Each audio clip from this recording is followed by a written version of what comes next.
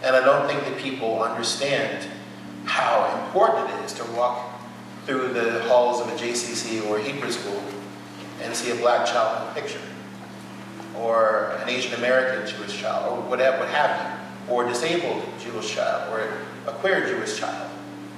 I mean, all those possibilities are there because it's America. And I often get asked the question, who did you write this for? And I said, Americans.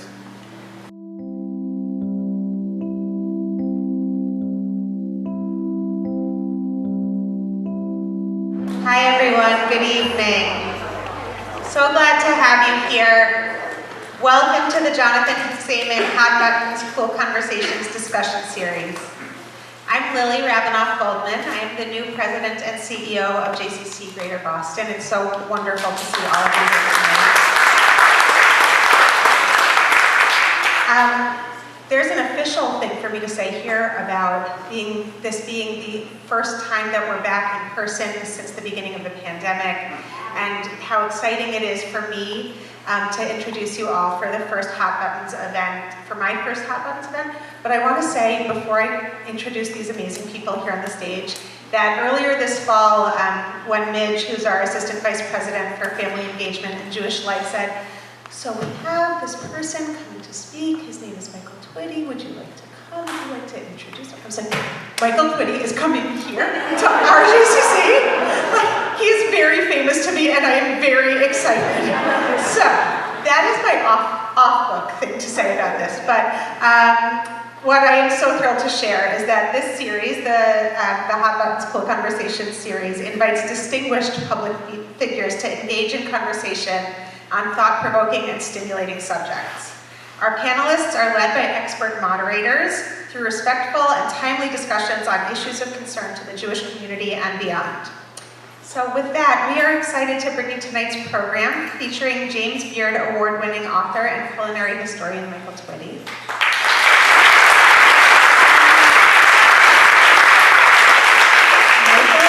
To discuss his new book, Koshersoul, The Faith and Food Identity of an African American Jew, which was just released last month, so mazel tov. As a Black, Jewish, gay man, Michael embodies many identities, and food is where it all comes together. Tonight, we will explore the cultural crossroads of faith, identity, and food, and examine how food has shaped his own passage within Judaism. Moderating our conversation this evening is acclaimed journalist and editor-at-large of The Forward, Robin Washington,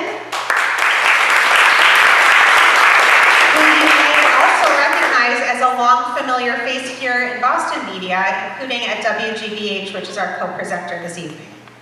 Robin will lead us in conversation, taking us on a culinary journey of African Jewish cooking. Thank you, Lily. Thank all of you for being here, and of course, thank you, Michael. I just want to elaborate a bit on WGBH's partnership tonight. It's actually the Lowell Institute, which is the forebear, and continues today, of WGBH. I was privileged to be a fellow in science broadcast journalism. I shouldn't say what year, but it had 8 attached to it a few decades ago. Which brought me from Chicago to Minnesota to Boston, where I stayed for 17 years, back to Minnesota, and then back and forth between the two. And I still do work with WGBH. The Lowell Institute, if you look up WGBH's history, it will tell you, well, I thought it said that it was founded in 1840. And of course, television was invented when? No. Anyway, it turns out they're talking about the Lowell Institute, a series of public lectures, and this is one, that date back, and I was wrong, it was 1836. So you are part of, Michael, a very esteemed tradition. Yes, those Lowells and those Cabots were part of this, who endowed this, actually, and here we are today. I wonder if they ever thought that 2 Black Jewish men would be sitting on the stage of one of their lectures talking about food, or at least having Michael talk about food. Guess who's coming to dinner? There we go. But regardless of what they thought, we appreciate what they did. And we are here today to celebrate that. So, we have more to celebrate, to the point, Michael. if my eyes weren't so old, having been a fellow in 19 whatever, I can read the book jacket, and I advise you to do so when you go back and you purchase your book. But you will see that Michael Twitty is a culinary historian, of course, and he is a living history actor, a Judaics teacher. We have living proof of that. Becca, stand up, wave your hand. One of his students from what, Maryland? Yeah. Somehow is here, Jewish geography.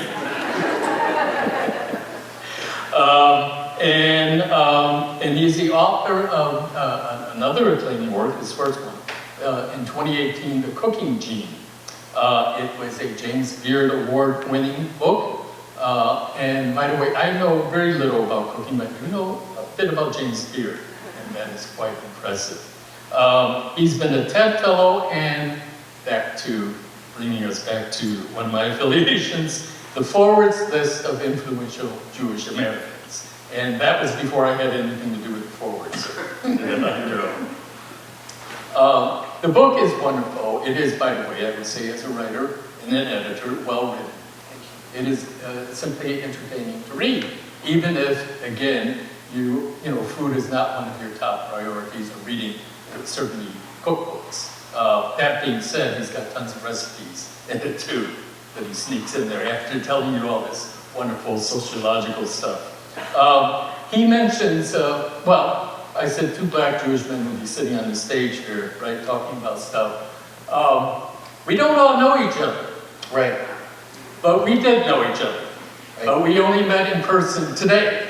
Right. And we go back several years. And you mentioned many African-American Jews and other Jews of color in the book, and tell some very compelling stories. So for anyone who thinks there's something exotic or unusual about being African-American and Jewish, again, read the book. We're all there, except point of personal privilege and a bit of ego, I should say. I'm not mentioned. Oh, that's why God made second editions. Becca is. I will say this, the book was written during a lot of sturm and drang, a lot of turmoil. And it's interesting because, you know, we have a copy of Black Zion and other work that you've done for the community. I want to say thank you. I need everybody to understand something. I've been able to have, one of my first talks was with Psyche Williams Forson, who is a well-known, established academic, professor, doctorate in African-American food history and culture. And then I'll be with Joan Nathan tomorrow night in Philadelphia, with Tony Westbrook, St. Louis, who's a younger African-American Jewish leader and teacher, and with Robin, who has done this work for many years. And it's actually very heartwarming, because you remind me of the younger incarnation of my grandfather, who was very astute and very erudite. And to have these conversations with people who are both experts and colleagues and friends and kind of have some of the same journeys is very special to me. Because anyone could be up on the stage. But when they said Robin was able, I said absolutely, must have. So don't worry, you go be up in there, my brother. There's no red line in my book. That is quite flattering, and it takes care of the ego problem. And the other thing that took care of that was he does mention in the book, as part of his journey and a fellow African-American Jew's journey, a young man, his journey to Judaism, he said that he worked in a bookstore, and the clincher for him was a book, Black Zion, right? Well, it turns out, yeah, I'm in this book. In fact, somebody asked me to review it when it came out, and I asked, one of the activities I've done is the formation of a group, the Alliance of Black Jews, 30 years ago, that first started telling people, again, there's nothing exotic about us, there's a lot of us, okay? And so they asked me to review the book, and I said, again, ego, am I in it? And they said, no. They looked, and there's no index. Turns out I am. Picture and everything. and quite seriously, it shows what Michael's, I think it solidifies me as an elder, because your friend who was influenced by this book, it's the work that we were trying to accomplish 30 odd years ago. And to see, and to have we talk about representation, you know, I see you, Little Mermaid, I'm proud of you. But like being able to see a picture and images of Black Jews throughout history, but especially contemporary folks represented and telling their own stories, means that you're possible. And I don't think that people understand how important it is to walk through the halls of a JCC or a Hebrew school and see a Black child in a picture, or an Asian American Jewish child, or what have you, or a disabled Jewish child, or a queer Jewish child. I mean, all those possibilities are there because it's America. And I often get asked the question, who did you write this for? And I said, Americans. I'm not gonna let that get hijacked. If this place that we live in, that we share with its history for good or for ill, is not a place where we're all possible, what good is it? So in that guise, it's so important to understand that this work compiles, it builds on itself. There are traditions. I know people don't think that we have a gift, but we do. We all have them. And, you know, elderhood is nothing to sneeze at. From the perspective of, you know, all of my identities, where are our queer elders? We know what happened. And so that's something so anytime that I can look to someone, you know, and also in Black culture, you can be 5 years older and you're an elder. You know, if I could wipe you behind when you're a baby, you're now my elder, etc. And so it's so important to have people look up to we did the part, but we really do mean it. That's not schmaltz, that's just truth. So one of the things actually I should back up on something I said a little while ago, that there are an awful lot of us, and so I'm sure people wondering, well, how many? And back 30 years ago, we did an estimate of 200,000 African American Jews. And I say African American, because our African Americans, not Ethiopian, not Ugandan, whatever. Those wonderful people, I love them very dearly. They really are some of my best friends.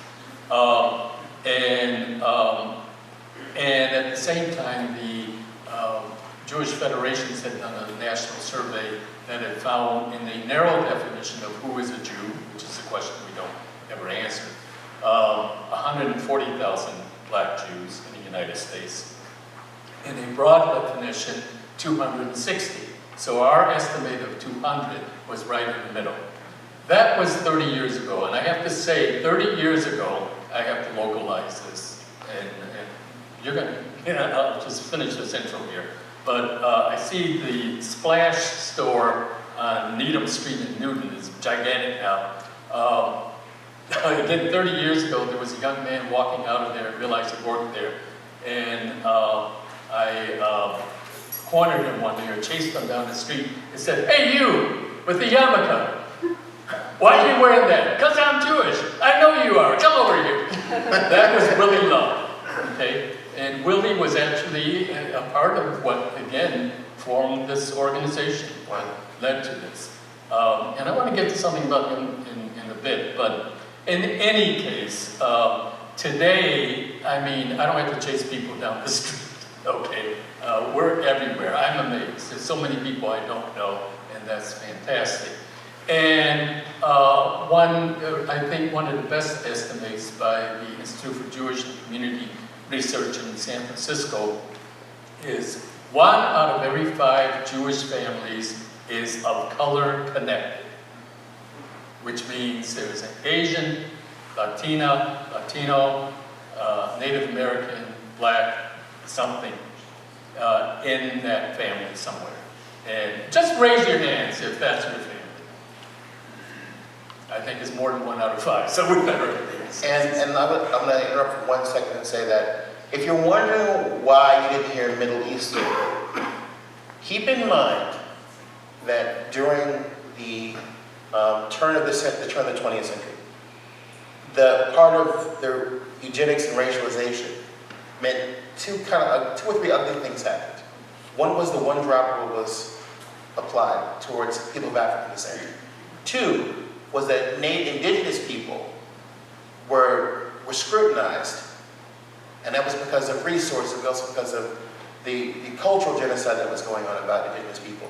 But indigenous people, especially on the East Coast, had histories that were roped into European and African histories, okay? And number three is that Middle Easterners were declared Caucasians.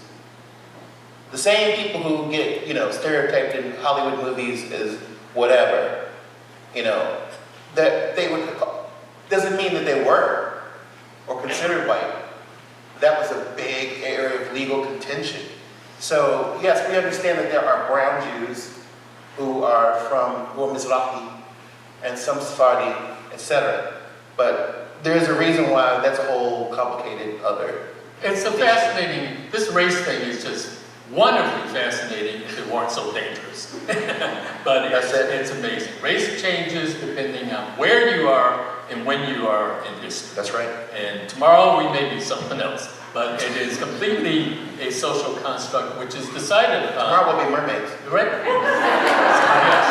So that's something of an introduction. I'm already Way too a long mermaid. on it. You tell a lot of these fascinating stories in the first part of the book, particularly of African American Jews. And we'll read the book, we'll buy the book and read. But one thing you say that you didn't do was describe your own or tell of your own journey to Judaism. So is that another book or? No, that's a hell no. I mean, every single time I was interviewed, so how come you're Jewish? And I'm just, at some point I was just like, wait a minute. I've taught over 1,000 kids. Orthodox, conservative, Reconstructionist, Reform, Independent Hagara.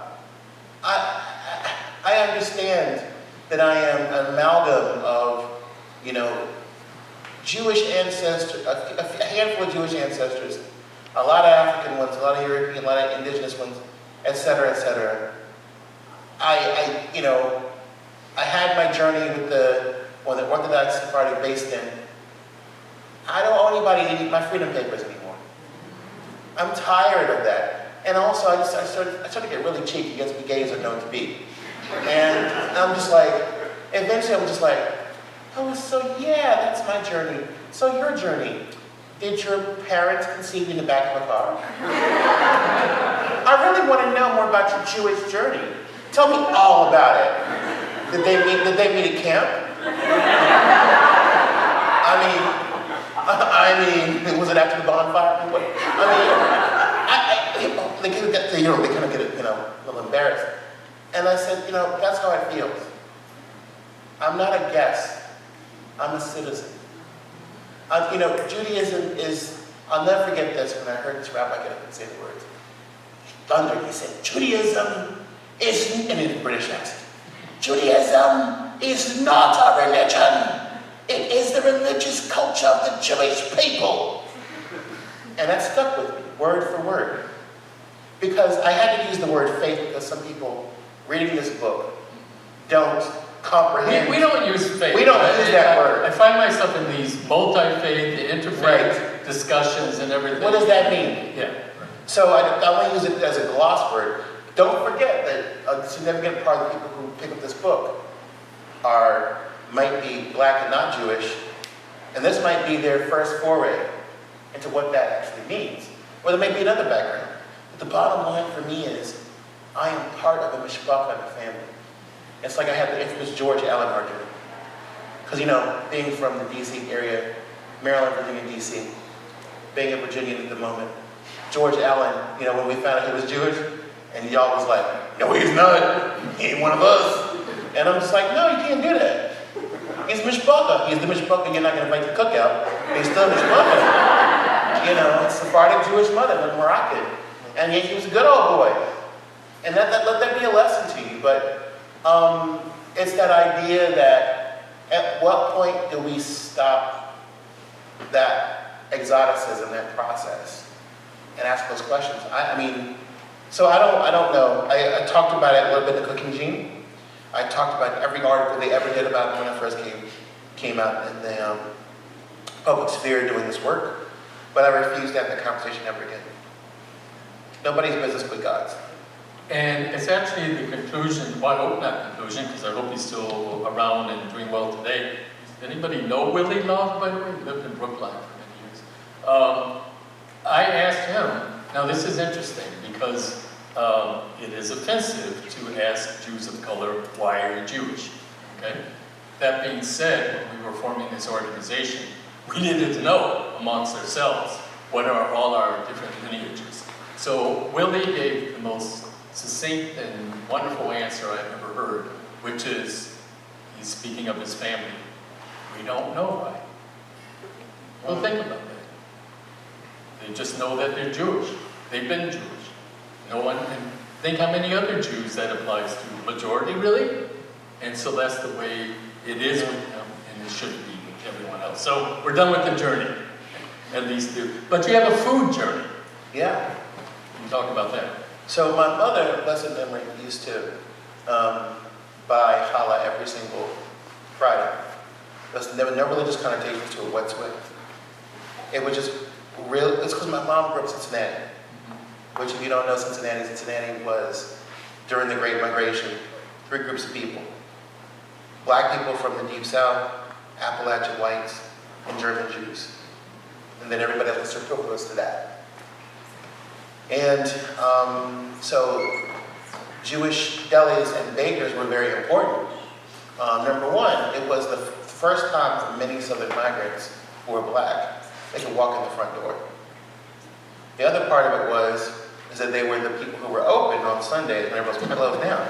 So after you had church, which would have been a 3-4 hour experience, you know, you supplemented the big Sunday dinner with stuff from the Jewish bakery and delicatessen. So challah and many other things became part of my family's repertoire before I even showed up in the world. And so that was my, every single Friday, Saturday was challah. And, you know, babka, other things. I mean, I grew up in a neighborhood in the Washington, D.C. area. Very fortunate. I didn't realize that other neighborhoods and areas were severely segregated, redlined, blocked off. To us, I always tell it like this. When I was growing up, you had to be able to say, where's the bathroom? Hi, goodbye, thank you. Can so-and-so come out to play? And I'm not hungry, although that was never paid attention to. In Hmong, and Turkish, and Lebanese, and sorry, Arabic, and Salvadorian, and Spanish, what have you, whatever the language was. And, you know, I grew up with the Filipino stick dance and lumpia, and I grew up with Korean squid chips, and I grew up with, you know, Christos Anesti Latus Anesti, which is Greek for, you know, Christ is risen on Easter. It was not uncommon. And of course, most of the students that kids I grew up with, grew up admiring and appropriating black culture. From us, we had a significant black population. DC is still chocolate city, in my opinion. And so that was how I grew up. So to walk through my neighborhoods in the suburbs of Washington, D.C., you know, on one end was the Army's campus. It was a military housing. And then the other side was this, you know, how everybody was a different color. And you'd walk through in the fall and everybody had a sukkah. That's how I grew up. We got off for Jewish holidays. I didn't realize the whole world did not get off for Jewish holidays. I didn't realize that, you know, everybody didn't build a sukkah. I didn't realize people didn't know what challah was. I didn't realize that people didn't know the alphabet. So in that sense, there's nothing amazing about this. Because, you know, black people were, you know, cantors in some shuls. Black people were Shabbos boys in some communities at the turn of the century. There was before the books in English were written about Judaism. The bottom line is that because of the social proximity on the hierarchy, these imaginary antipodal relationships would be imagined between blacks and Jews. You know, in comedy, we're often the opposite sides of the earth. But come on now. you know, I'm gonna use a black expression and y'all gonna learn today, which is, you know, what did the mothers used to tell us?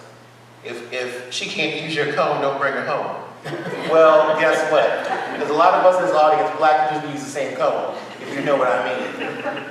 And have to say, and I mean, that is part of the struggle, right? It's Madam C.J. Walker inventing the hot comb that's used by black, Jewish, and Italian women, Greek women, and Middle Eastern there were women. ads in the forward for it. Right? So we have this relationship with jazz, and this relationship with our vernacular languages, African American vernacular English, Black English, Ebonics, and Yiddish, both perceived as the bad version of the standard language, even though these are actually the languages we cry in, which is from my Mende heritage, which means that the language that you cry in is the language you tell the truth in. To our Christian brothers and sisters, Abba, how could you have forsaken me? In Aramaic. Not Hebrew, not Greek.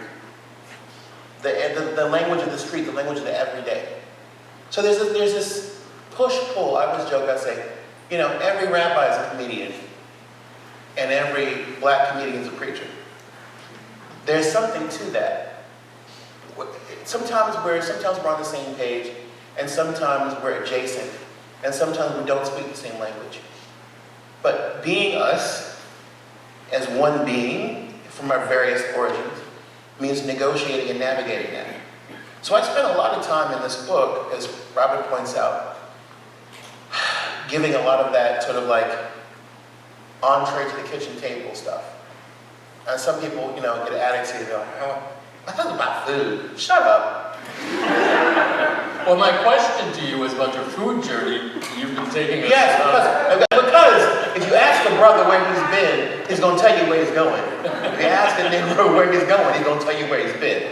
We are not going to edit ourselves, by the No. way, in the vernacular we may use. This is, I mean, okay, so there's two communication styles that I often do without thinking. And one is totally, you know, black, African-centered, which is the concentric circle. And the other one is very Jewish, very Middle Eastern. Right? So like a zigzag. And conversational overlapping. And call and response. So I have to understand how I do this, how I communicate, how I come across.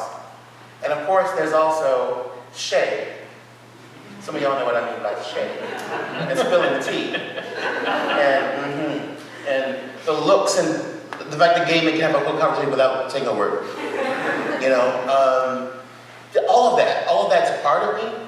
So the food part, to ropes it in where I go, all right, so if Judaism is the religious culture of the Jewish people, our religious civilization, the role that food plays, my favorite Yiddish word is Fressfreiheit, which means I'm a Jew by my stomach.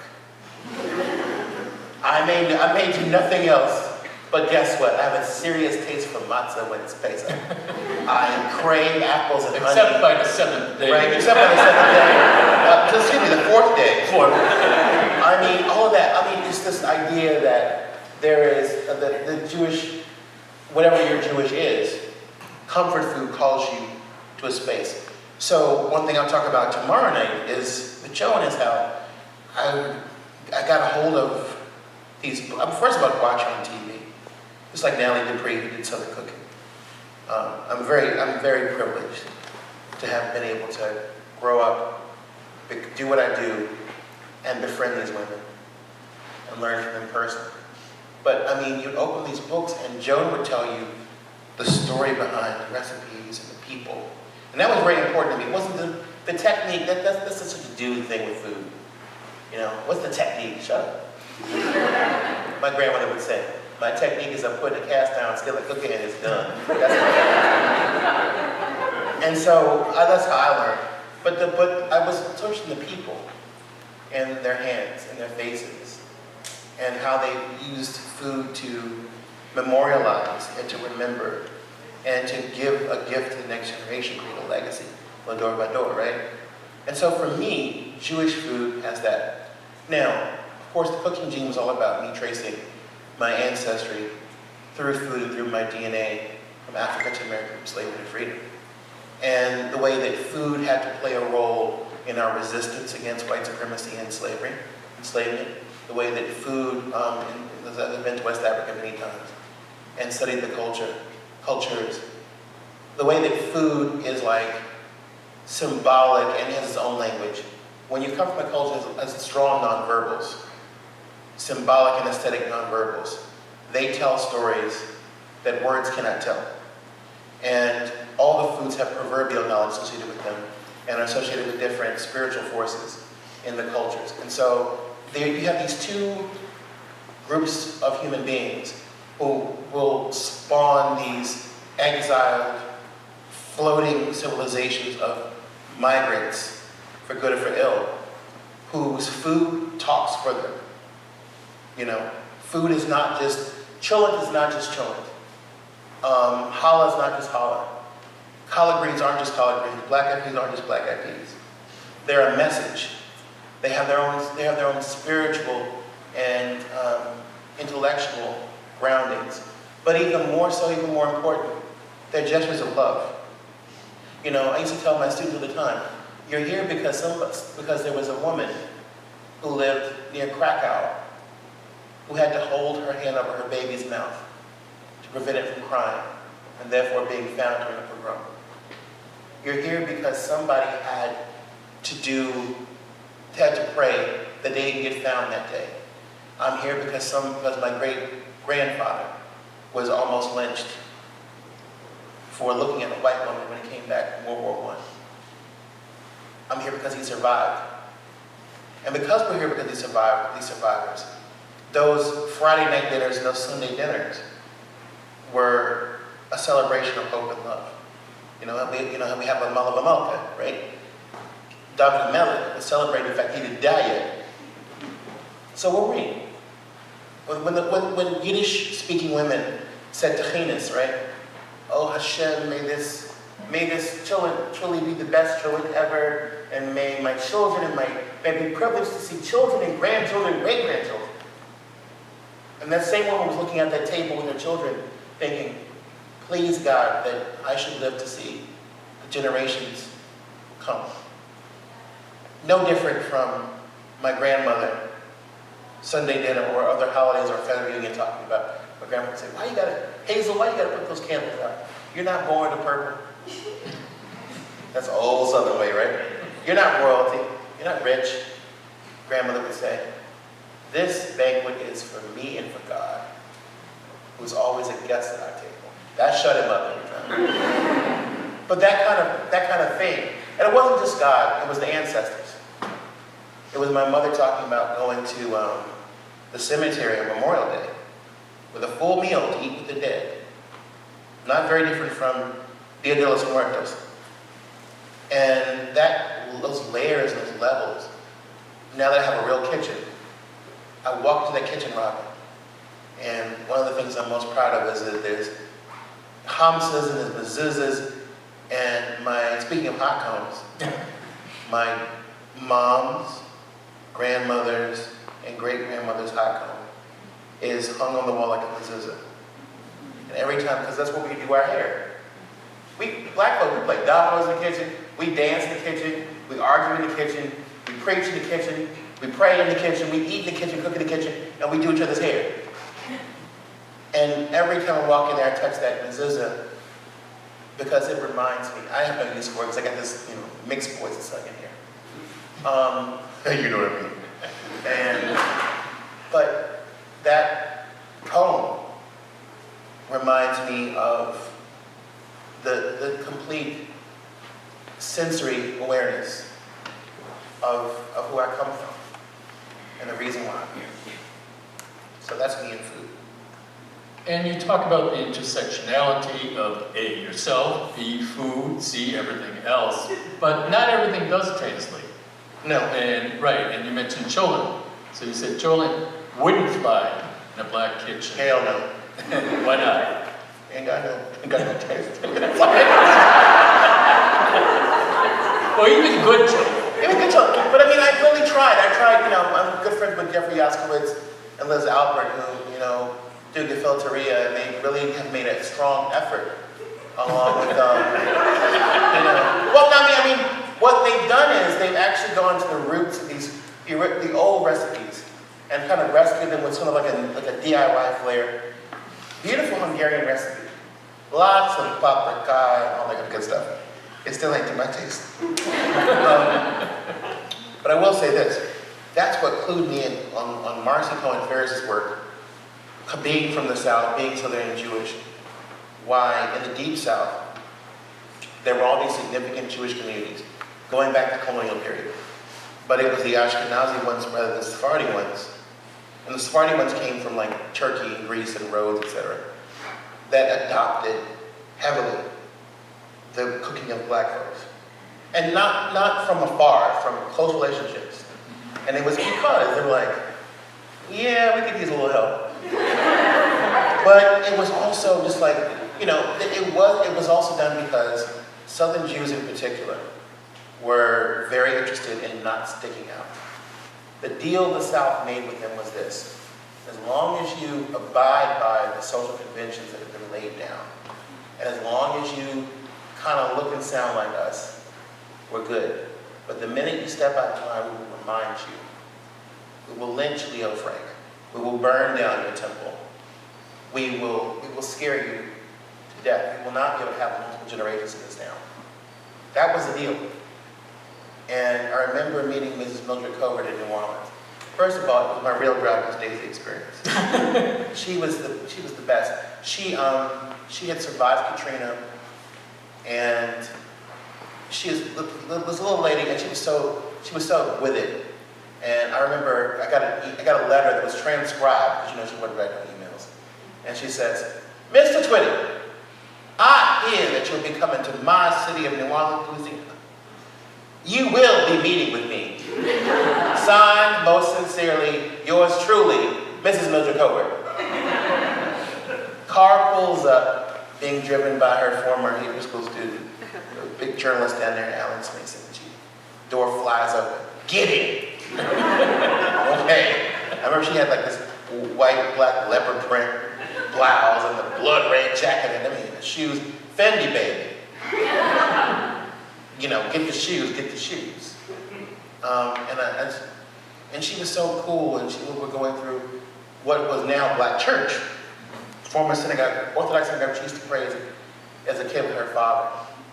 And she told me those the most amazing stories about how when her mother came to America from Galicia, Austrian Poland, her mother refused to eat tomatoes because she thought they had blood in them. And the first thing she did when they got off the boat was she tried to buy bananas. But the bananas, she wanted to give her children whole because she had never eaten a banana before. So the guy was like, no, you have to peel it first. And where do you get stories like that from anymore? But long story short, she said to me, I know that you're trying to write this history, and I want you to know something. We became Americans with the black ladies on Dryad Street, with whom we shared a life. And what did dawn on me at that exact moment was a couple of years later, I'd be in Nashville, Mississippi, around white Southerners, not that far apart from her in age, who resisted the narrative of that they had been living in cultural close quarters with black people for a long time and had absorbed elements of African culture and cuisine in their life. So this woman who's Jewish, who was an outsider, freely admitted that the black-eyed pea kishka and the matzo milk fried chicken and the matzo ball gumbo, from which Marcy got a Talmud dissertation, were a part of American meant to make one's peace with the fact that American also meant black. But these other folks were like, nah, until I really got into this game, I was like, oh, we ain't doing this. Because Colonel Sanders came up with his own recipe, right? And Aunt Jemima, she just handed it to Master. Just handed it over. She told Rachel Dolezal in reverse.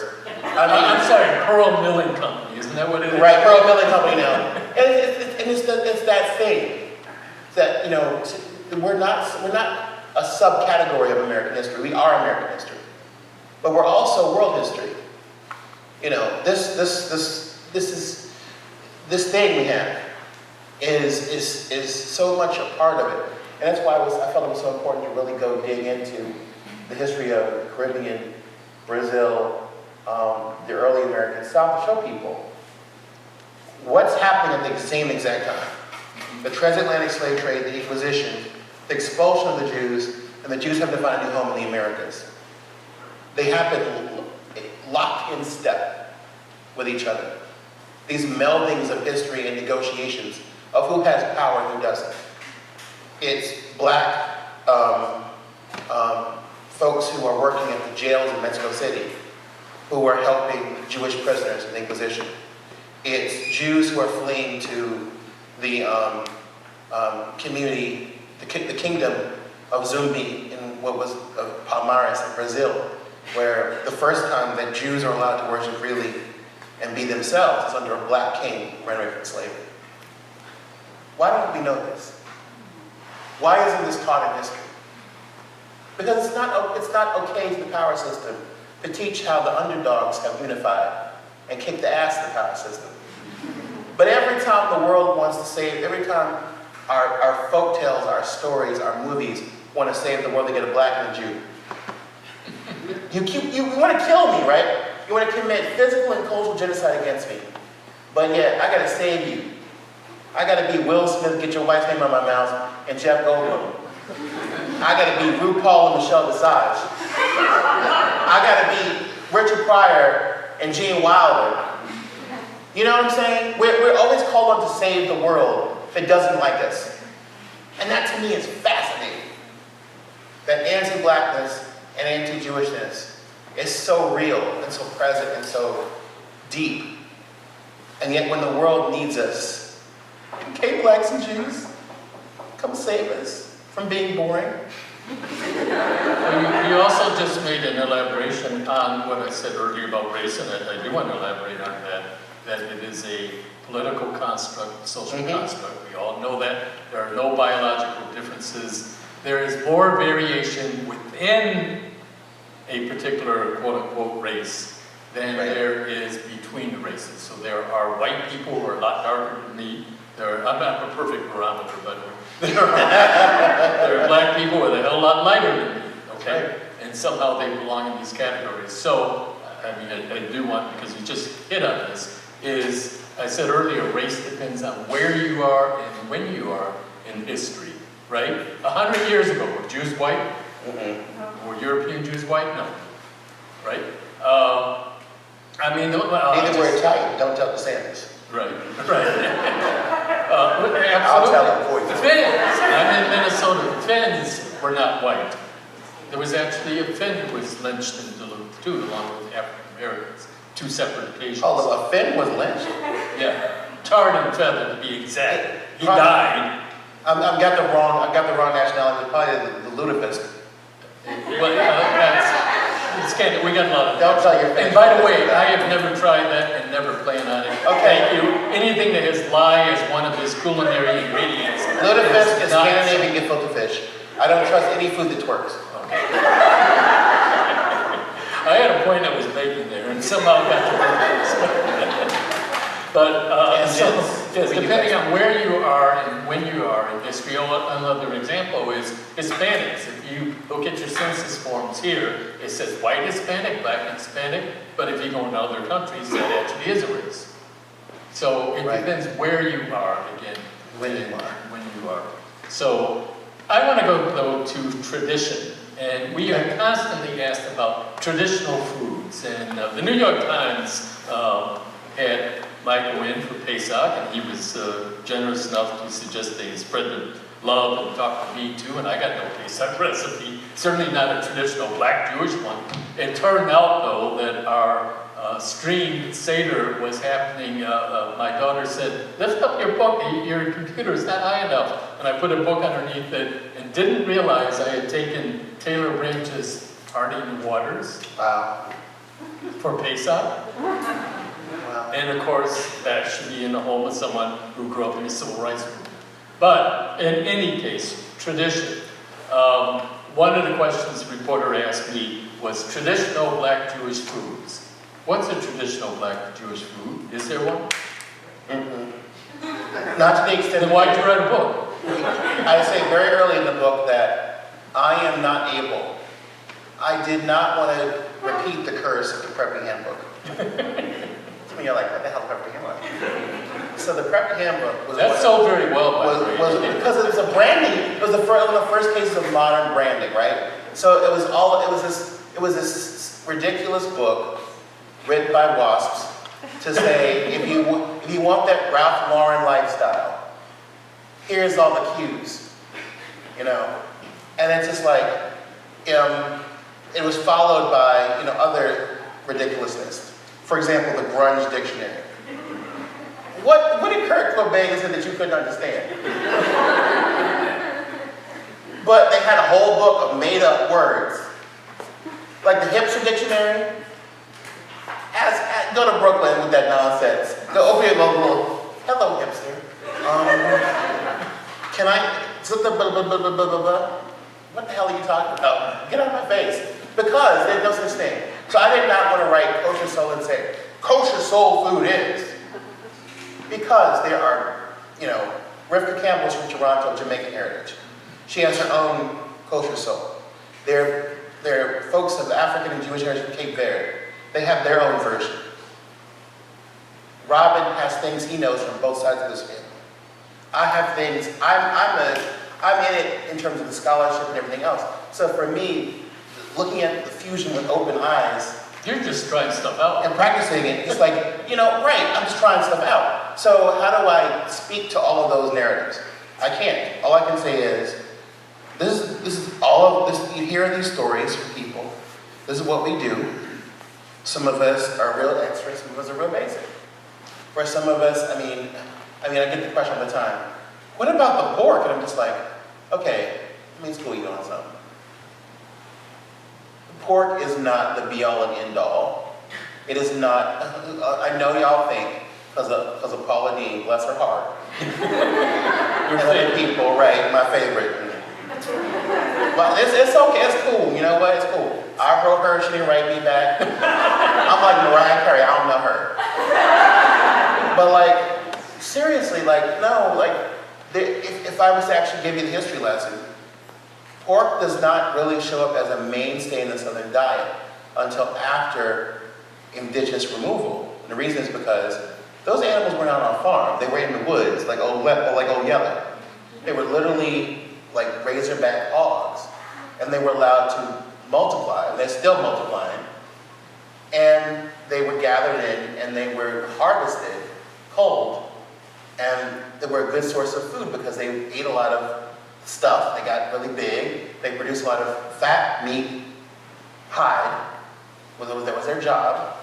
But it wasn't a staple, especially of African-based cooking. Let's also not forget that 20% of our ancestors were Muslims, or Muslim adjacent. So that first generation and second, we're not even touching pork. So that's another level to it. So, reminding people that also, black religious movements were often tied to dietary stuff. So Nation of Islam, early black Hebrew communities, also African traditional religions, all have a health and diet component, a lifestyle component. So you have. They weren't the only ones either. Right. Turn of the century, late 19th century, were a lot of the road to Wellville, all these, right. Weird. Where you get your cereal from. Right. Kellogg's. All of that stuff is connected, but for us in particular, part of the revolution in mind and body was also diet. And so it's really not that big of a deal. But just being able to trace all this stuff out, I think what's beautiful is the way people make their own traditions and pass them on. Rebecca Franklin, her family makes the Afrikomen every Pesach. So it's basically homemade matzah in the shape of Africa. Afrikomen. Well, that's what I thought it said at first. Right, yes. Yes. I have these beautiful kippot that have Baldwin and Zora Neale Hurston, Audre Lorde, and Jackie Robinson on them. And I love Talitot that are from Ghana, Sierra Leone, Ethiopia. Challah covers from Ghana. You know, the whole thing, just basically looking at, if when someone comes to my table in my house or someplace else where I'm setting up, I want them to know where they are. I want that West African brisket to tell them who I am. I want them to know that that millet couscous salad tells a story of connection between cultures across time and across space. You know, there's so many things that kind of talk. There's a dialogue in the food, right? So when I made, I'm gonna brag real quick. So when I had the occasion to make dinner for Dina Menzel, she didn't let it go. She didn't let my Lithuanian style rice kugel with peaches in it. She took that whole pan off. And it so happens to be that her son is African American and Jewish. Her ex-husband Tate Diggs. And she had a real moment with me because she was like, I never had to think about how to raise my kid to be both. And now that he's getting older, he's inching towards bar mitzvah, now I have to think about bringing him into a world where all of his identities are acknowledged and honored. Well, not to mention the talk. Not to mention the talk, right? She talked about that, she broke into tears. And it was just like, that to me is important. So when I did a program like this in DC for the Smithsonian, a group of young people came up to me. And one of them was like, remember when you said there should be an Asian American Seder plate? They do an African American Seder plate here in other places. And I said, yeah. She said, well, my group put together one and put it on Instagram. And it was because I was responding to the pushback against Asian Americans. And I wept because I want every Jew to be able to express themselves in our tradition in new and vibrant ways. That's what how Judaism survives, and how the Jewish people survive. No matter how religious or how secular you are, no matter where you fit on this ladder, it's essential that you be able to both have one foot in the tradition and the foot in the future. And for Jews who are of Asian heritage, especially recognizable Asian heritage, to be able to have that Seder plate that says, I have a story to tell that you will not ignore. And my story is just as important as if it came from, you know, anywhere you think a Jew comes from. I'm not Asian American, but all I know is if like a kid is able to like see themselves in that Seder plate and understand that their stories and their narrative are valuable and valiant and important and completely Jewish and completely American and completely human, then that's my legacy. That's all I want. I want kids to hold their heads up. I don't want anyone to be turned away. You know, we are family to each other, whether we like it or not, we love it or not. In fact, first part of the book, I talk about getting on the bus, and there's this granola farmer Jewish guy. We both clock each other real quick. Conversation, he says, "Are you happy? Are you cool? Are you okay?" I said, "Of course I am." And he says to me, "You know, you're not really Jewish until, you know, you can't stand them, but you still love them because they're your people." And I know exactly what he meant, because if you black and gay, you know how that be. Lord have mercy, why y'all gonna get on my nerves tonight? But I still love you, because you're my people, and you, my family, that's what I know. And so that's why I do this. I do this because, you know, I have a lot of stories to tell to honor my ancestors who were enslaved. My ancestors who were not enslaved before them in the continent. I have to honor the generations that studied and will study Torah. And there's so many parts of us that deserve honor. So I'm never alone when I go to the kitchen, filled with spirits. You gotta be strong for that. Not all spirits are nice. There's a lot of divots out there. But again, you gotta love your people, even the dead ones. Or your peoples, because Peoples. after you're done talking about black Jews, you get into all kinds of intersectionalities in the book. Right. Queer, of Southern, of things that are out of my hand. So, and I believe that's just what you were saying, what informs all of what you do. There's a moment, when I went to Crown Heights, I used to go to a couple of Shabbatons up there. One time I go up there, and there was a young man who walks in.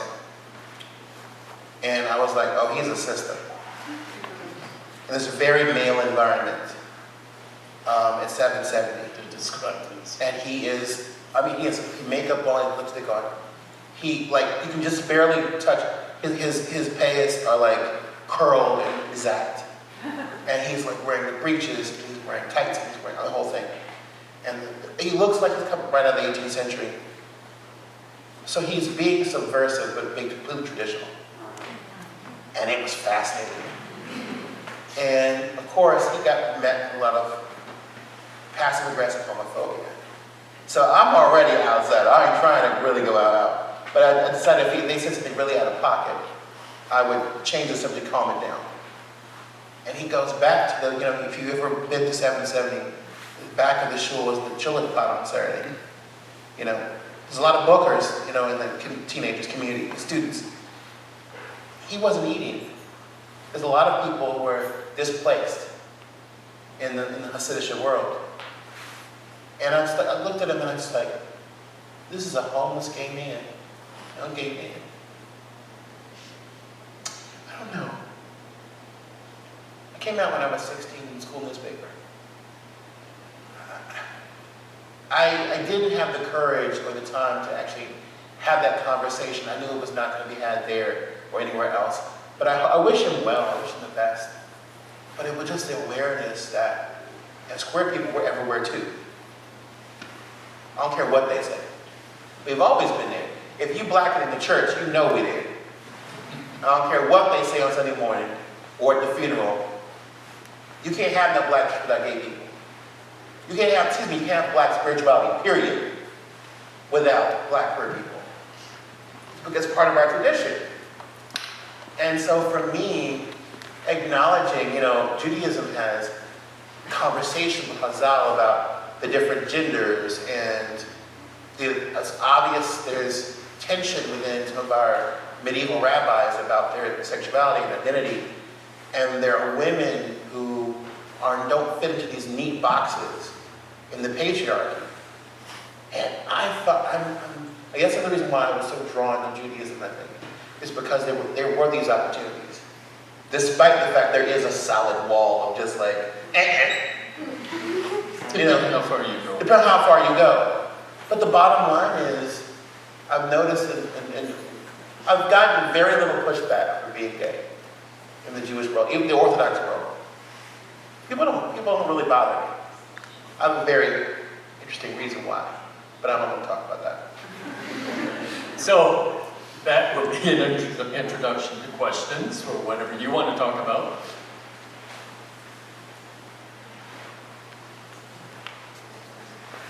So just a question about your childhood. Do you have recollection of multiple generations of your family, and what sort of food recollections do you have of those folks? Yeah, the first one was potluck, the juice from the collard greens, and realizing that this was the baby food of the enslaved. It was also my baby food after formula and mother's milk.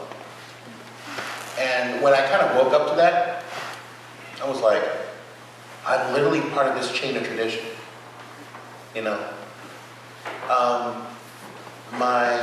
My father and my grandfather and my grandmother were my barbecue lineage. Because to be black and Southern, barbecue is very male. So you get that passed down. So the football thing did not work for me, obviously.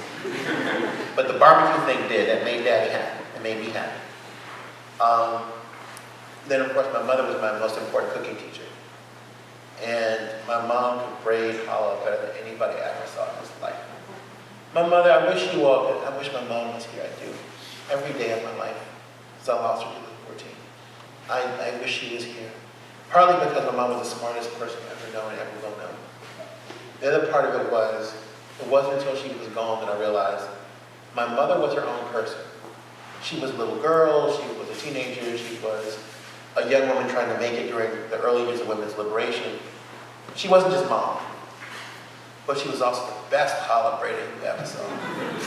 And she could make, my mother taught me a lot. And then, of course, you hear these stories, like from our family was, your so-and-so, this grandfather was a Jew. But he couldn't stay around. Kind of Julius Lester kind of narrative. Sure. This was more common than people think. And what's interesting during, black folks in DNA testing, those of us who embrace it, more than one person's called me up and said, Mike, I'm part Ashkenazi Jewish. I said, it ain't no secret to me. Where do these marginalized people go? But all of that, it all comes out in the food because you have these black families where you have this 1, 2, or 3 dishes, like, where the hell did that come from? And then it's just like, I see. Connections. So the food really does become like a mnemonic device. It becomes like a part of our DNA. And that's why I think that's the subject fascinates me the most. It's like, how do we become us? How do we, sometimes when I do like a Faye Levy, Joan Nathan, Rabbi Gil Mark's blessed memory recipe, Andre's Corner, these really antique sort of like Jewish recipes, I really go in. I want it to be just like it came out of Casablanca, or came out of Baghdad, or came out of the shtetl, or came out of the Nala. I want it to be the soul of the community it came from. And then third time I make the recipe, I gotta mess it up. I gotta blackify it. A little hot sauce, a little this, a little that, and all of a sudden it's my own creation. It speaks to what I'm going through. So food is my way of telling stories. And I realize that everybody does that. And that's why I was very specific about saying, I totally own the fact that I'm all up in this and being crazy. And that's okay. But the other part of it is that maybe one day somebody will make it a tradition and put their own meaning on it and pass it on. Going back to tradition, and you sort of remind me of jazz musician. So what do you do to make a song your own, right? Mm-hmm. So you said the third time you do it, you put the hot sauce on. Right. It becomes your own. More questions?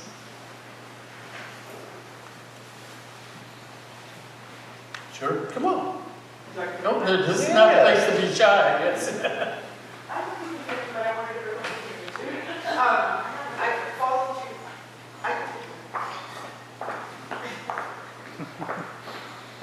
My sister just said, "Oh no." So, no, it's not.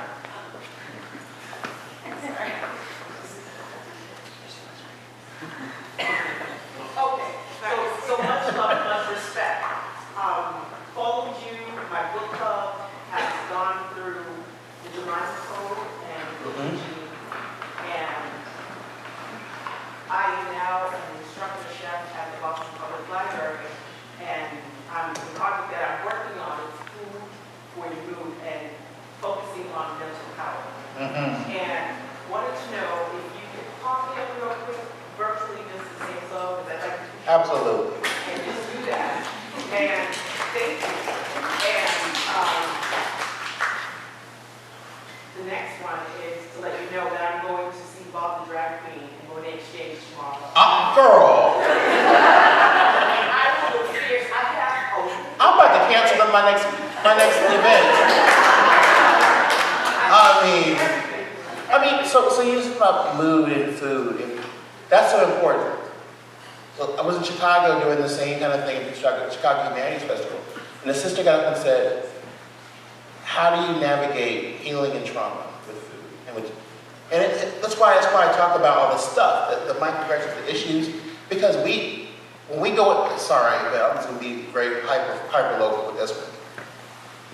You remember walking in that kitchen growing up, and the grown folks was talking, and they hashed out their survival strategies as they were cooking, as they were cutting things up. And that was not the place where they cried, they yelled. It was a conversation, it was very serious and brooding. And you were younger and you're black and you're on the edges of it. And the older you get, the more drawn into it you get. And you begin to understand, the talk comes, you get to understand what that feeling is. And then you remember someone started to hum or sing. Someone put their arm around somebody else as they were, getting things together. It was never just about, I'm hungry. It was trying to make it to the next day. And, with the histories part, as you've gone through Tony's book, one of my great mentors and friends, and other stuff, you know, it is not easy to do culinary history even. When I was growing up, Thomas Jefferson brought french fries and steak and ice cream. The hell he did. His name was James Hemings, the great first American chef, a black man from Virginia. Get the hell out of the jail. I remember that kid's book with Thomas Jefferson's little red ponytail, an apron on, not just any apron, a modern apron, and the bells jar. Look at me. No, he didn't. No, he didn't. And they got a little kid's book from like 2005 reader that still tells the dumb narrative. But I guess the point I'm trying to make is that this history on both sides is not easy. So one of the things that really got me hooked was a book called A Drizzle of Honey. And it is dark and it is deep.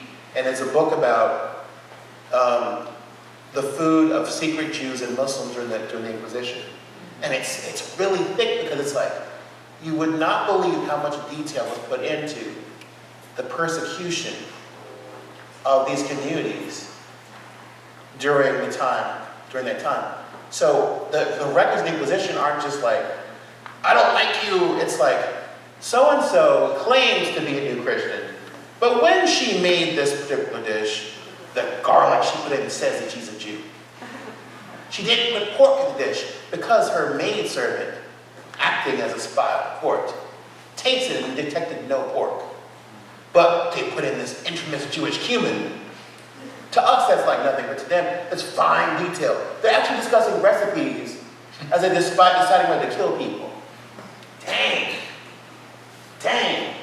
And of course, when I do my stuff with Colonial Waysburg and other places, I'm just like, the history of enslavement and food and resistance, of course. Because there wasn't one day our Jesus did not resist enslavement. That's a lot to deal with. And so you just have these days where you gotta stop, you gotta breathe. And when you cook for other people because food communalizes in our cultures, right? So we have to bring people together, It's like when I used to do, we had this thing called anti-Thanksgiving when I was in Brilliant. So anti-Thanksgiving was the fact that those of us, LGBTQ and allies, we didn't say allies back then, the day after Thanksgiving we got together and we would have a meal. The rule was potluck, everybody could bring a different dish, and it'd be a different color than the pride flag. And purple was always Jello shots. And there was something really special about having that gathering 5, 6, 7 years in a row when Thanksgiving was a really hard day as a queer person, your family. And so it was that kind of thing. We find these ways to heal ourselves for these food rituals. The funniest thing I ever found was that both blacks and Jews do this awful habit. Here you go, Robert. Black folks, like my mom, bless her. Michael, eat this. Why? It's nasty. Why do I want to eat it? It's nasty. my mother would never put anything imperfect on the table. I would always go for the best cookie, the best whatever. My mother would slap my hands and no, it's for the company. Don't you dare touch that. But if it was gross, I had to eat it. Juice. You have to have some. It's terrible. It's awful. Then why do I want to eat it? So I asked my blues, why do we blacks and Jews have to eat our oppression? For God's sakes. What is the purpose? You know, why the ash on the egg? Why? Come on. Come on. And then I figured it out. It's our way of teaching each other how to endure. It's not about loving the gross. It's about appreciating the best and understanding. If I can get through that one bite, I can get through a lot of nonsense in life. There's something special about being a survivor. Don't ask me why I say black, Jewish, and gay and Southern. I'm talking about 4 ways to survive all the nonsense in the world. We Southern people, I don't know about y'all Northerners, but we Southern people, we're a dysfunctional ass family, but we're still a family. But we're survivors. Floods, awful stuff, dust bowls. But we still here. Jewish folks, you know the deal. Black folks, you know the deal. Queer folks, you know the deal. And the best part about our survival is our food and our recipes tells you how we survived. Even the nasty and gross stuff. But the most important part is that, you know, the food also gives you these glimpses into our ancestors. And something to give our children, wherever they may be. Yeah. Somebody has to ask about a favorite recipe or something. I have one more. Bring it, bring it. Yes. I can tell you're related.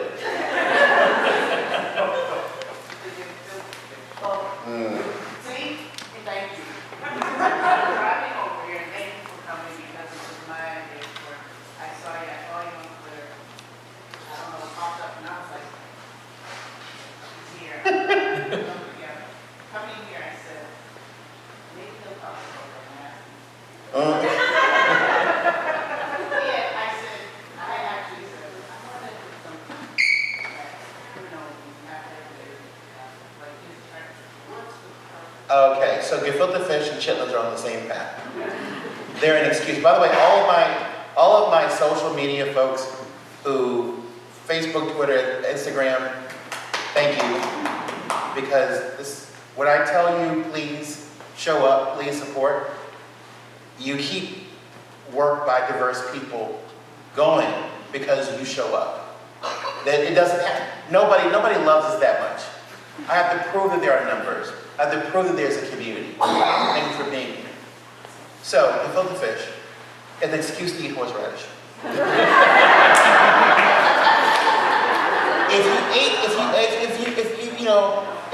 If Bubby and Zeta gave you a jar of crane, right? And you're like, yay, yummy. People saw you, they'd say, let's get some sugar.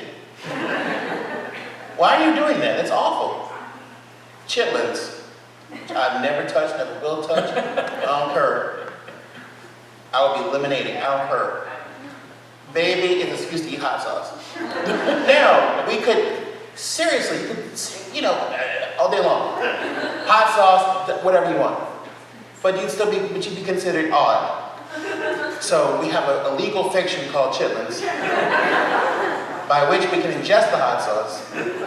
And gefilte fish is a very, okay, so Ashkenazi brothers and sisters, I love you. And I realize for some of you, you don't have the, I've actually had Liz Albert and Jeffrey Yaskowitz's gefilte fish, which is actually not unpalatable because it's not the stuff from the jar.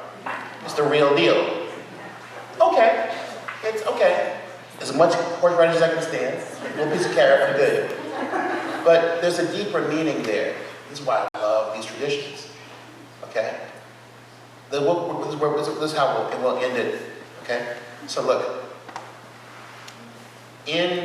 let's go back to the African side. So of all the pig was not a big thing in West Africa at all. But in West Africa, there's no such thing as the up or down parts of an animal. Once that knife comes out, everything gets eaten. The skin, the marrow, everything. No one thinks anything. Of course, because it's you honor the whole being. Everything is of use. So the parts of the animal that were used for divination or relating to the spirit world, the ancestors, the kidneys, the intestines, the head, the feet, very symbolic, very spiritual, very important. Over time, we kind of lost that meaning, but we felt it, right? The food and our mood were matching, right? Gefilte fish. It's not for any other reason than the fact that fish is a symbol of the Jewish people. Water, the living water is the Torah. And no matter what, with this glare of protection, right? The fish is a messianic symbol that was appropriated by Christianity. But the fish you ever wonder why there was always gefilte fish, chicken and brisket? The brisket, the beef, or the roast, whatever it was, the flank, whatever it was the sign of the behemoth, the great big mammal that would be harvested at the days of the coming of the Mashiach. The Z's, the big bird, is the chicken. And the Leviathan, the Leviathan, like it says in Job, and I will draw Leviathan like a hook from the water. This idea, this is fantastically huge, like fish in the ocean. So the Jewish vision of heaven is eating. Literally. We're all in a sukkah made with the skin of the Leviathan that's iridescent like a rainbow. And at the feast, which lasts forever, of course, like every other Jewish meal, Miriam is on her timbrel, and, David HaMelech is on his harp, and Moshe, our teacher, is doing his musical, their whole band. But we're actually eating the flesh of the Leviathan. So Jewish women who have their own Torah, but they express in multiple ways. Micro put that into a meal.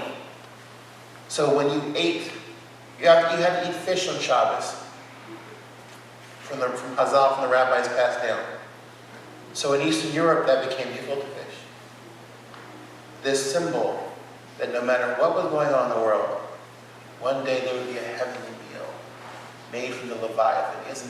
Isn't the Creator so incredibly powerful that with one look?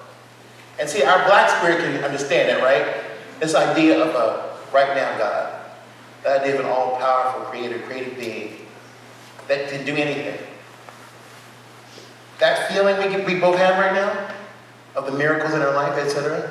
I still have that. I never got rid of that Afro-Baptist spirit.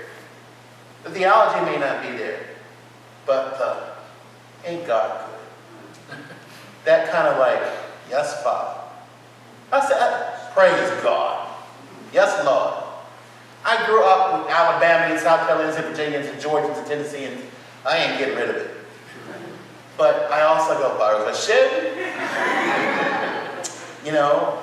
The Rebbe's picture in every drawing. The Baba Saleh, I'm odd.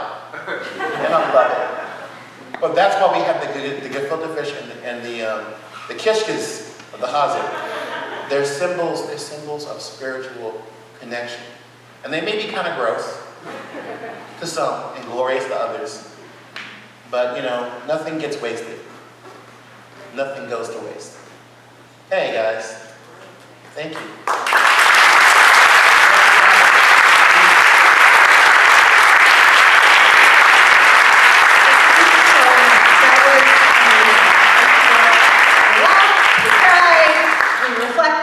It's the perfect place to be 3 days before Rosh Hashanah. Oh, man. So thank you to Robin and to Michael. Can we do one more huge round of applause?